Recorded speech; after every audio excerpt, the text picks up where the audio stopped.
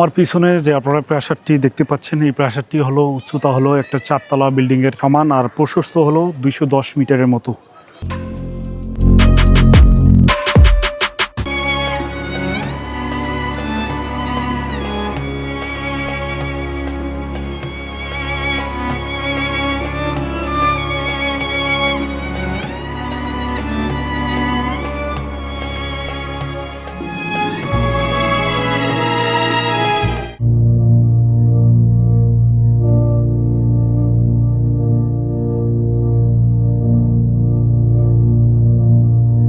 রংপুর শহর থেকে মাত্র কয়েক কিলোমিটার দূরে অবস্থিত এক ঐতিহাসিক প্রাসাদ তাজহাট জমিদার বাড়ি।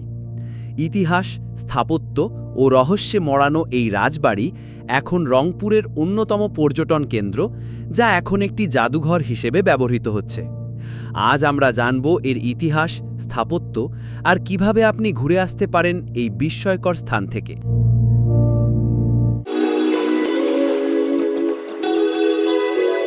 আপনারা যখন জমিদার বাড়ির মূল গেট দিয়ে প্রবেশ করবেন, তখন জাদুঘরের গেটের পাশেই দেখতে পাবেন টিকিট কাউন্টার। এখানে টিকিট মূল্য প্রাপ্তবয়স্কদের জন্য 20 টাকা, 5 বছরের নিচে শিশুদের জন্য ফ্রি, শিক্ষার্থীদের জন্য 5 টাকা, সার্কভুক্ত দেশের নাগরিকদের জন্য 100 টাকা এবং অন্যান্য বিদেশিদের জন্য 200 টাকা। গ্রীষ্মকালে জাদুঘর খোলা থাকে সকাল 10টা থেকে সন্ধ্যা 6টা পর্যন্ত, আর শীতকালে সকাল 9টা থেকে বিকেল 5টা পর্যন্ত। প্রতি রবিবার পুরোপুরি এবং সোমবার অর্ধদিবস বন্ধ থাকে। প্রাসাদ চত্বরে আপনারা যদি গাড়ি নিয়ে ঢুকতে চান, গাড়ির জন্য নির্দিষ্ট ফি দিতে হবে।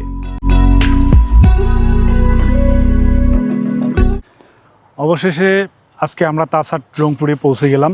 এই যে তাজহাট জমিদার বাড়ি প্রবেশ করার পরেই হাতের ডান দিকেই টিকিট কাউন্টার দেখতে পাওয়া যাবে, আর এখানে জনপ্রতি টিকিট পড়বে হলো 30 টাকা করে। আর আপনারা যদি কোনো যানবাহন বা কোনো বাইক বা কোনো কার নিয়ে আসেন, প্রাইভেট কার নিয়ে আসেন, তাহলে তার ব্যবস্থাও আছে। আর আমরা বাইক নিয়ে আসিছি, বাইকের এখানে পার্কিং খরচ পড়লো 20 টাকা করে, আর 3 টাকা পড়ছে সরকারি ভ্যাট। তাজহাট জমিদার বাড়ি প্রবেশ করতেই আপনারা দেখতে পারবেন হাজারো গাছের সারি, বিশাল মাঠ, পাহাড়ি ফুলের বাগান এবং প্রাসাদের দুই পাশে আছে 2টি পুকুর। আর আছে বিভিন্ন রকম ফুল ও মেহগুনি, কামিনী, আম, কাঁঠাল এবং নাম না জানা অনেক গাছের সমাহার। এছাড়াও বর্তমানে এই জমিদার বাড়িতে কর্তৃপক্ষ স্কুল কলেজের ছাত্রছাত্রীদের পিকনিক স্পট এবং আগত দর্শনার্থীর কথা মাথায় রেখে এখানে বিভিন্ন রকম ব্যবস্থা গ্রহণ করেছেন।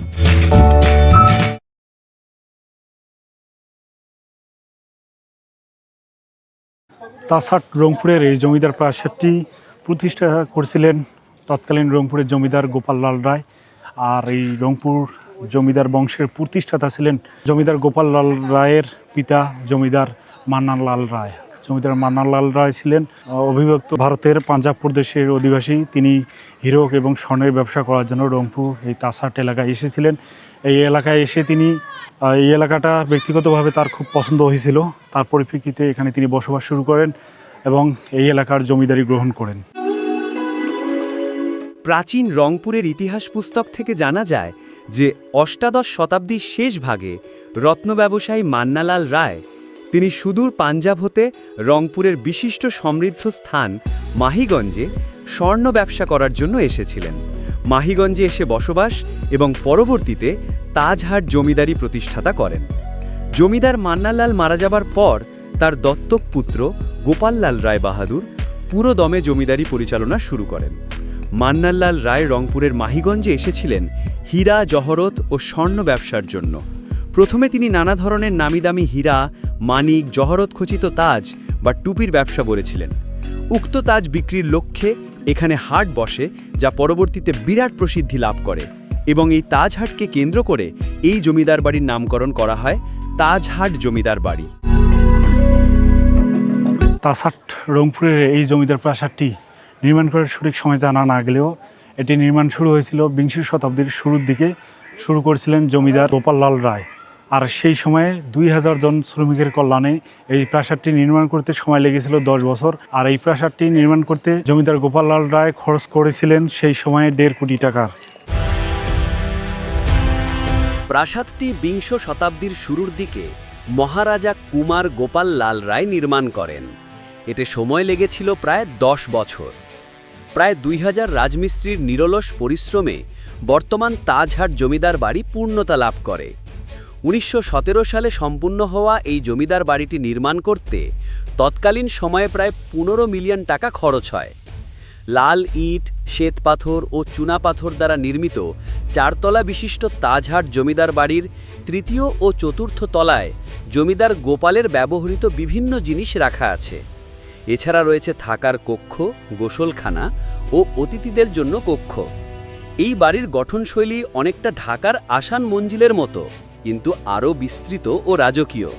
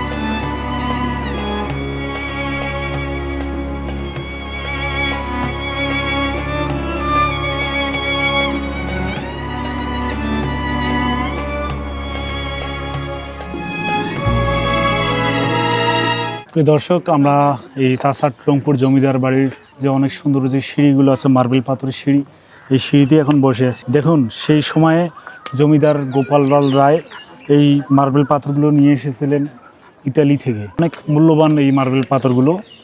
তো বর্তমানে এই প্রাসাদটা বাংলাদেশ প্রত্নতান্ত্রিক অধিদপ্তরের অধীনে আছে। 2005 সালের পর থেকে এটা জাদুঘর হিসেবে ব্যবহৃত হচ্ছে। আর এই যে সিঁড়ি বেয়ে আপনারা যখন 2 তলায় উঠবেন, 2 তলায় উঠেই জাদুঘর দেখতে পাবেন। এই বর্তমানে জাদুঘরে সংরক্ষিত আছে মোগল সম্রাট আওরঙ্গজেবের সময়ের কোরআন শরীফ, বিভিন্ন শিলালিপি, মহাভারত, রামায়ণ সহ অনেক পাণ্ডুলিপি এখনও আছে এই জাদুঘরে। আমরা এখন জমিদার বাড়ির 2 তলায় যে জাদুঘর আছে, জাদুঘরের পিছনের বারান্দায়, আর ঠিক বারান্দার এক সাইডে এসে দেখতেছি এরকম একটা লোহার সিঁড়ি। আর আমরা ভালো করে লক্ষ্য করলাম এই সিঁড়িটা ছাদ পর্যন্ত চলে গেছে, একবারে গ্রাউন্ড ফ্লোর থেকে এই 2তম ফ্লোরে এসে গেছে। এই যে দেখা যাচ্ছে এখান থেকে এই রাস্তাগুলো বন্ধ করে দেওয়া হয়েছে বর্তমান। আর সিঁড়িটা সম্ভবত ঝুঁকিপূর্ণ হওয়াতেই এই যে তার কাটা দিয়ে ছাদে যাওয়ার রাস্তাটা বন্ধ করে দেওয়া হয়েছে। প্রাসাদটি প্রায় 210 ফুটের মতো প্রশস্ত ও 4 তলার সমান উঁচু। এর গঠনশৈলী প্রাচীন মুঘল স্থাপত্য থেকে অনুপ্রাণিত বলে মনে করা হয়, যার প্রমাণ মেলে মধ্যভাগে বিশাল একটি গম্বুজ ও 2 পাশে তার ছড়িয়ে যাওয়া দালানগুলোর একটা মসজিদের অবয়ব থেকে। তবে রাজবাড়ি যেই দিক থেকে বাংলাদেশের অন্য সকল প্রাসাদের থেকে আলাদা তা হলো এর সিঁড়িগুলো। সর্বমোট ৩১টি সিঁড়ি আছে, যার প্রতিটাই ইতালীয় ঘরানার মার্বেল পাথরে তৈরি। সিঁড়ি থেকে উঠে জাদুঘর পর্যন্ত মেঝের পুরোটাও একই পাথরে তৈরি। রাজবাড়ির পেছনে একটি গুপ্ত সিঁড়ি রয়েছে, যা নাকি সরাসরি ঘাঘট নদীর সাথে সংযুক্ত একটি সুড়ঙ্গের দিকে যায়। এমন গল্প প্রচলিত আছে স্থানীয়দের মুখে মুখে। তবে বর্তমানে সেই সিঁড়ি বন্ধ করে দেওয়া হয়েছে নিরাপত্তার কারণে। আমরা তাজহাট রংপুর যে জমিদার বাড়ির ২য় তলায় জাদুঘর রয়েছে, আমরা সেই জাদুঘরের ভিতর দিয়ে পিছনের বারান্দায় এখন আছি। এই যে দেখতে পাচ্ছেন, বারান্দাটা সম্পূর্ণ দেখা যাচ্ছে, লোকজন হাঁটাহাঁটি করতেছে। আর এই রুমের ভিতরেই হলো জাদুঘরের যে অন্যান্য জিনিসপত্র যে প্রদর্শিত হচ্ছে এই রুমের ভিতরে। তবে যে পিছনের বারান্দায় এসে, এটা হলো 2 তালা, এই যে সিঁড়িটা এখানে বন্ধ করে দেওয়া হয়েছে, এখানে একটা তালা দেওয়া হয়েছে, একটা কাঠের সিঁড়ি। উপর তলায় যাওয়ার এই যে রাস্তা হলো এটা, এই সিঁড়িটাও বন্ধ করে দেওয়া হয়েছে। আমার পিছনে যে আপনারা প্রাসাদটি দেখতে পাচ্ছেন, এই প্রাসাদটি হলো উচ্চতা হলো একটা 4 তলা বিল্ডিংয়ের সমান, আর প্রশস্ত হলো 210 মিটারের মতো। এই যে সিঁড়িগুলো দিয়ে আমরা নামতেছি, মোট 31টা সিঁড়ি আছে এখানে। এই সিঁড়ি দিয়ে ডাইরেক্ট 2 তলায় উঠা যায়। 2 তলায় উঠেই জমিদার গোপাললাল রায়, তার ওখানে শয়নকক্ষ, ওখানে বিশ্রামাগার, সব কিছুই এই 2 তলায় রয়েছে। বাংলাদেশ স্বাধীনতার পরবর্তী সময়ে 1984 থেকে 1991 খ্রিস্টাব্দ পর্যন্ত প্রাসাদটি ব্যবহৃত হয় রংপুর হাইকোর্ট, বাংলাদেশ সুপ্রিম কোর্টের একটি শাখা বা বেঞ্চ হিসেবে। প্রেসিডেন্ট এরশাদ বাংলাদেশের হাইকোর্ট বিভাগের আঞ্চলিক বেঞ্চ স্থাপন করেন, যার একটি রংপুরে স্থাপিত হয়েছিল। পরে 1991 খ্রিস্টাব্দে গণতান্ত্রিক সরকার প্রতিষ্ঠার পর এই পদ্ধতি তুলে দেওয়া হয়। 1995 খ্রিস্টাব্দে বাংলাদেশ সরকারের প্রত্নতত্ত্ব বিভাগ প্রাসাদটিকে একটি সংরক্ষিত স্থাপনা তথা স্থাপত্য হিসেবে ঘোষণা করে। বাংলাদেশ সরকার এ স্থাপত্যের ঐতিহাসিক গুরুত্ব অনুধাবন করত 2005 খ্রিস্টাব্দে রংপুর জাদুঘরকে স্থানান্তর করে এ প্রাসাদের 2য় তলায় নিয়ে আসে। দর্শক, আমরা এখন ঠিক এই জমিদার বাড়ির পিছনে অবস্থান করতেছি। আর জনশ্রুতি আছে, এই জমিদার বংশ এখানে যারা প্রাসাদ নির্মাণ করেছিলেন, এই প্রাসাদের পিছনেই একটা সুড়ঙ্গ করেছিলেন, যে রংপুরের পাশে অবস্থিত ঘাঘট নদী পর্যন্ত এই সুড়ঙ্গটা ছিল, যাতে তাদের কোনো বিপদ আপদে এই সুড়ঙ্গ দিয়ে এই ঘাঘট নদী পর্যন্ত তারা পৌঁছাতে পারত। আপনারা কিভাবে ঢাকা থেকে তাজহাট জমিদার বাড়িতে আসবেন?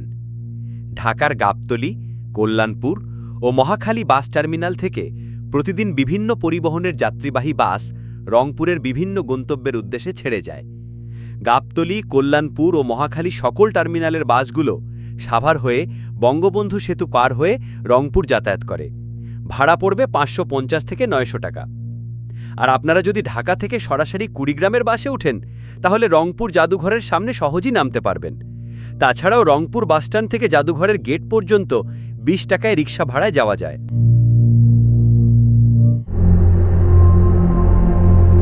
শেষ কথা, কেন যাবেন তাজহাট জমিদার বাড়ি? তাজহাট জমিদার বাড়ি শুধুই একটি দর্শনীয় স্থান নয়, এটি আমাদের ইতিহাস, সংস্কৃতি এবং ঐতিহ্যের এক জীবন্ত প্রতিচ্ছবি। আপনি যদি স্থাপত্য ভালোবাসেন, ইতিহাস জানতে চান, অথবা একদিনের একটা মানসম্পন্ন ট্রিপ দিতে চান, তাহলে তাজহাট জমিদার বাড়ি হতে পারে আপনার জন্য সেরা গন্তব্য। প্রিয় ভিউয়ার্স, ভিডিওটি ভালো লাগলে লাইক দিতে ভুলবেন না।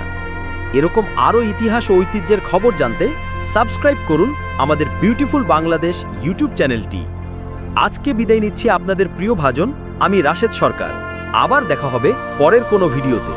ধন্যবাদ সবাইকে।